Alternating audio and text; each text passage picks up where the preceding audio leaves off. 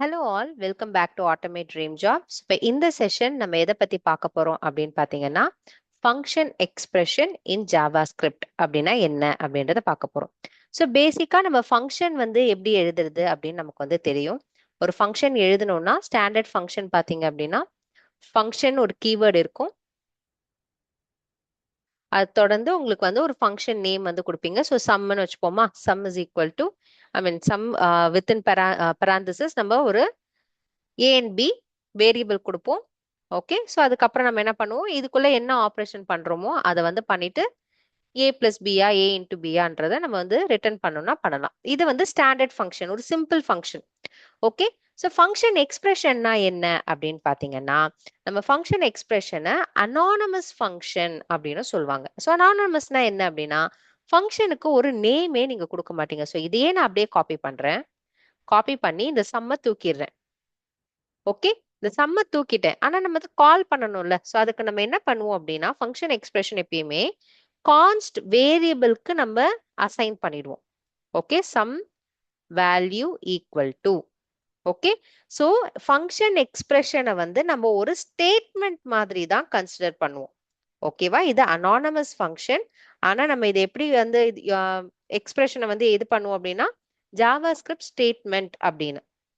So Java script ஸ்டேட்மெண்ட்டை நீங்க என்ன பண்ண போறீங்க, செமிகாலன் வச்சு எண்ட் பண்ண போறீங்க. Usually ends with semicolon. Okay, கான்ஸ்டன்ட்ற கீவேர்டு இருக்கணும். அதுக்கு நம்ம ஒரு ஃபங்க்ஷன் எக்ஸ்பிரஷனை வந்து எழுதுறோம். ஃபங்க்ஷனை எழுதி அதை வந்து கொடுக்குறோம். ஓகே, ஸோ ஃபங்க்ஷன் எக்ஸ்பிரஷனும் வந்து நேம் பண்ணலாம், ஒன்றும் பிரச்சனை இல்லை. ஆனா இது ஆப்ஷனல் அப்படிங்கிறத நம்ம இங்க வந்து சொல்றோம். So function expression can also be named, ஆனா இது ஆப்ஷனல். ஸோ இப்போ நம்ம கூப்பிடணும் அப்படின்னா எதை வச்சு அப்படி கூப்பிடுவோம்? ஓகே, எக்ஸிக்யூட் பண்றதுக்கு இப்போ நான் வந்து சம்ம வந்து இந்த பர்டிகுலர் ஃபங்க்ஷனை கூப்பிடணும், எக்ஸிக்யூட் பண்ணணும் அப்படின்னா நான் என்ன பண்ணுவேன், ஜஸ்ட் இந்த ஃபங்க்ஷனை கூப்பிட்டு நம்ம வந்து ஆர்குமெண்ட்ஸ் பாஸ் பண்ணிடுவோம். கரெக்டா? இது பண்ணா எனக்கு அந்த சம் வந்து வந்துடும். அப்ப அந்த மாதிரி இந்த அனானமஸ் ஃபங்க்ஷனை நம்ம எப்படி பண்ண போறோம்? ஏன் அப்படின்னா இந்த அனானமஸ் ஃபங்க்ஷனை வேரியபிள் ஸ்டோர் பண்ண போறோம். இதுக்கு நேம் தேவையில்லை, வித்தவுட் நேம். அதனாலதான் இதை அனானமஸ் ஃபங்க்ஷன் சொல்றோம். கரெக்டா? Function expression or anonymous function. ஓகேவா? சோ இந்த ஃபங்க்ஷன் எக்ஸ்பிரஷன் ஒரு வேரியபிள் இருந்து இருக்கிறதால அந்த வேரியபிளை தான் நம்ம கூப்பிட போறோம். ஓகே, ஃபங்க்ஷன் எக்ஸ்பிரஷன் என்ன பண்ண போகுது, வேரியபிளுக்கு அசைன் பண்ணி நம்ம பெராமீட்டர் எல்லாம் பாஸ் பண்ணும்பொழுது நம்ம வேரியபிளுக்கு தான் வந்து பாஸ் பண்றோம். ஓகேங்களா? ஸோ இப்போ நம்ம இதை எப்படி கூப்பிடுறது அப்படின்னு பார்த்துருவோம். நம்ம ஃபங்க்ஷன் எக்ஸ்பிரஷன் வந்து கிரியேட் பண்ணிட்டோம். இது எப்படி கூப்பிடுறது அப்படின்னா நம்ம வேரியபிள் நேமை வச்சு தான் கூப்பிடணும். ஓகே, ஏ கமா பிக்கு நீங்க 45, 45 அப்ப 90 எனக்கு வரும் இல்லையா? ஸோ 90 வருதா அப்படிங்கிறத நம்ம இங்க பாத்துக்கலாம். ஃபைன். ஸோ நான் ரிட்டர்ன் கொடுக்காம இப்போதைக்கு என்ன பண்றேன், console.logன்னு கொடுத்துக்கிறேன். ஸோ console.log கொடுக்கும்போது எனக்கு அங்க பிரிண்ட் ஆயிடும். ஃபைன். ஓகே, ஸோ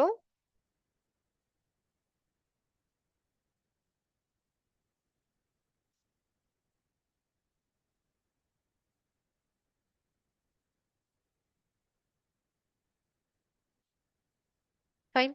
ஸோ இப்போ வந்து நான் பண்றேன், ரன் பண்ணலாம். சிடி பேசிக்ஸுக்கு போயிடலாம். Note function expression. ஸோ 90ங்கிறது எனக்கு பிரிண்ட் ஆயிடுச்சு. ஃபைன். ஸோ இப்போ இதுவே நான் வந்து இங்க ரிட்டர்ன் பண்றேன், ஆஸ் யூஷுவல் ரிட்டர்ன் பண்றேன்னு வச்சுக்கோங்களேன்.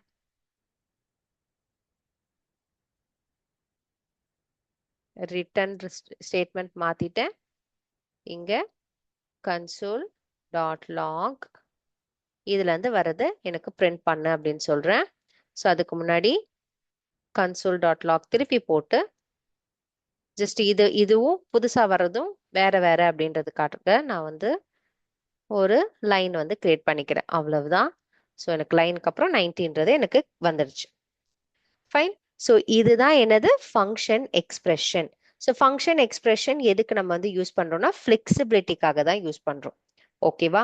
ஸோ நம்ம வந்து ஒவ்வொரு வாட்டி ஒவ்வொரு பேர் வந்து யோசிக்கணும்னு அவசியம் இல்லை. வேரியபிள் நம்ம கொடுத்துட்டு இது பண்ணாலே நமக்கு வந்து ஒர்க் அவுட் ஆயிடும் அப்படின்றதுக்காக. பிளஸ் வந்து இதை எப்படி வேணா நம்ம சேஞ்ச் பண்ணிக்கலாம். ஸோ ஃபங்க்ஷன் டெக்ளரேஷனுக்கு உங்களுக்கு நேம் தேவைப்படும். இது வந்து அனானமஸ். ஓகேவா? அதே மாதிரி ஃபங்க்ஷன் வந்து ஹாய்ஸ்ட் பண்ணுவாங்க. ஹாய்ஸ்ட்னா என்ன அப்படின்னு பார்த்தீங்கன்னா ஹாய்ஸ்டிங்கிறது ஒரு கான்செப்ட். ஓகே. சோ இப்ப நான் சம் வந்து இங்க தான் 2வது லைன்ல எழுதுறேன். சோ இத நான் என்டர் கொடுத்து 4வது லைன்ல எழுதிட்டேன். இப்ப இந்த சம்ம என்னால இங்க இருந்தே கூப்பிட முடியும். இதுதான் ஹாய்ஸ்டிங் அப்படின்னு சொல்லுவாங்க. ஸோ 45, 56 இதை வந்து நம்ம என்ன பண்ண போறோம், கன்சோல்ல வந்து பிரிண்ட் பண்ண போறோம். ஓகே. ஸோ கன்சோல்ல பிரிண்ட் பண்ணும்போது என்ன வருதுன்னு பாருங்க. Console dot log. Okay. So இங்க வந்து நான் இது பண்ணிட்டேன். ஹாய்ஸ்டிங்னா என்ன அப்படின்னு பாத்தீங்கன்னா, நீங்க எப்பயுமே வந்து ஏதாவது ஒரு ப்ரோக்ராம் எழுதும் போது நீங்க எழுதுற ஃபங்க்ஷன் எல்லாத்தையுமே வந்து ஆக்ட் ஆஃப் லிஃப்டிங் சொல்லுவாங்க. ஓகேங்களா? ஸோ வேரியபிள், ஃபங்க்ஷன் டிக்ளரேஷன் இது எல்லாமே வந்து மேல கொண்டு போய் வச்சுருவாங்க. Okay. Top of the scope. எந்த எக்ஸிகியூஷன் ஸ்டார்ட் பண்றதுக்கு முன்னாடியும் என்ன வேரியபிள் கிரியேட் பண்ணீங்கனாலும், என்ன மெத்தட் கிரியேட் பண்ணியிருந்தீங்களோ, அது எல்லாத்தையும் தூக்கிட்டு போய் டாப்ல வச்சுக்கும். ஓகே. அதுக்கப்புறம் தான் மீதி லைனை வச்சுக்குவோம். ஸ்ப்ளிட் பண்ணி வச்சுக்கிற மாதிரி ஞாபகம் வச்சுக்கோங்க. ஸோ அப்ப என்ன ஆகும், ஹாய்ஸ்ட் பண்ணிட்டாங்க அப்படின்னா இது எல்லாமே வந்து மேல போயிடும், இது எல்லாமே கீழே வந்துடும். அப்ப இது நமக்கு ப்ராப்பரா ஒர்க் ஆகும் அப்படின்ற கான்செப்ட்ல தான் இது வந்து நம்ம கொண்டு வரது. ஸோ இங்க பாத்தீங்கன்னா 101 நான் ஆக்சுவலா வந்து எங்க கூப்பிட்டுருக்கேன், ஃபர்ஸ்ட் லைன்ல கூப்பிட்டுட்டேன். ஃபங்க்ஷன் டிக்ளரேஷன் பண்ணதே இப்படி இங்கதான், ஆனா எக்ஸிக்யூட் ஆகுது. இதுவே நீங்க ஜாவா எல்லாம் பண்ணீங்கன்னா உங்களுக்கு வந்து எரர் வந்துடும். கரெக்டா? ஆனா இங்க வராது. ஏன் அப்படின்னு பாத்தீங்கன்னா இங்கதான் ஹாய்ஸ்டிங் வந்து வருது. ஃபங்க்ஷன் வந்து ஹாய்ஸ்ட் ஆகும், ஆனா ஃபங்க்ஷன் எக்ஸ்பிரஷன் ஹாய்ஸ்ட் ஆகாது. அதனால்தான் உங்களுக்கு இந்த ஃபங்க்ஷனுக்கும் ஃபங்க்ஷன் எக்ஸ்பிரஷனுக்கும் உள்ள டிஃபரன்ஸ் வந்து ஃபர்ஸ்ட் டிஃபரன்ஸ் என்ன சொல்லுவாங்கன்னா, ஃபங்க்ஷன் வந்து ஹாய்ஸ்டட், ஃபங்க்ஷன் எக்ஸ்பிரஷன் வந்து ஹாய்ஸ்டட் கிடையாது அப்படின்னு சொல்லுவாங்க. ஓகேங்களா? ஸோ இதெல்லாம் எங்க இது யூஸ் பண்ணலாம் அப்படின்னு பாத்தீங்கன்னா, நம்ம இனிமேல் தான் ஆரோ ஃபங்க்ஷன் பார்க்க போறோம், கால் பேக் ஃபங்க்ஷன் பார்க்க போறோம். அந்த கான்செப்ட்ல எல்லாம் நம்ம ஃபங்க்ஷன் எக்ஸ்பிரஷன் தான் நிறைய யூஸ் பண்ணுவோம். ஓகேங்களா? ஸோ இதை வந்து ட்ரை பண்ணி பாருங்க. ஏதாவது டவுட் இருந்துச்சுன்னா கமெண்ட்ஸ்ல போடுங்க, நாங்க சார்ட் அவுட் பண்றோம். தேங்க்யூ ஃபார் வாட்சிங். சீக்கிரமே அடுத்த எபிசோடும் போடுறேன். பை.